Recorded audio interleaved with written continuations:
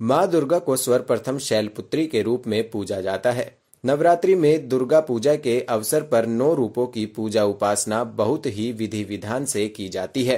इन रूपों के पीछे तात्विक अवधारणाओं का परिज्ञान धार्मिक, सांस्कृतिक और सामाजिक विकास के लिए अति आवश्यक है।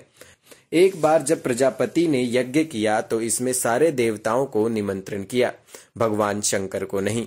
सती यज्ञ में जाने के लिए विकल हो उठी। शंकर जी ने कहा कि सारे देवताओं को निमंत्रित किया गया है, उन्हें नहीं, ऐसे में वहां जाना उचित नहीं है। सती का प्रबल आग्रह देखकर शंकर जी ने उन्हें यज्ञ में जाने की अनुमति दे दी। सती जब घर पहुंची तो सिर्फ माँ ने ही उन्हें स्नेह दिया। बहनों की बातों में व्यंग और उपहास के भाव थे। भगवान शंकर के प्रति भी तिरस्कार का भाव है।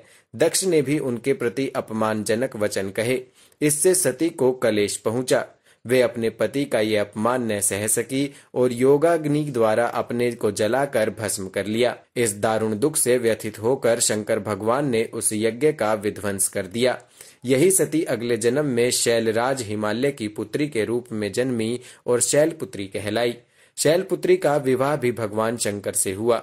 शैलपुत्री शिवजी की अर्धांगिनी बनी। पार्वती और हेमवती भी इसी देवी के अन्य नाम हैं।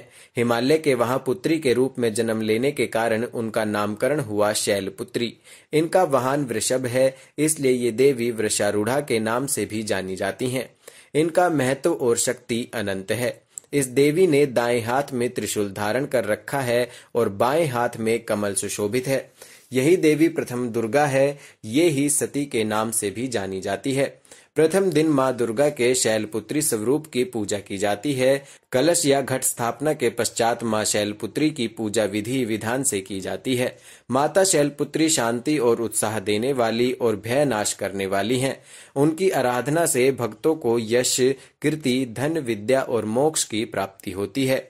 माँ शैलपुत्री अपने भक्तों में उत्साह का संचार करती हैं। उनके इस रूप की पूजा से मन पत्थर के समान मजबूत होता है। आपके अंदर प्रतिबद्धता आती है। माता शैलपुत्री अस्थिर मन को केंद्रित करती हैं।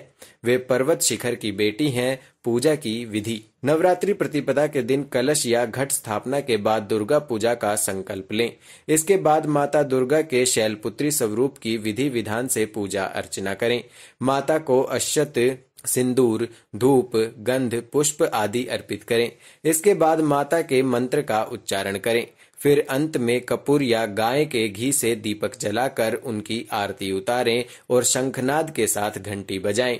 इसके बाद माता को जो भी प्रसाद चढ़ाया है उसे लोगों में बांट दें।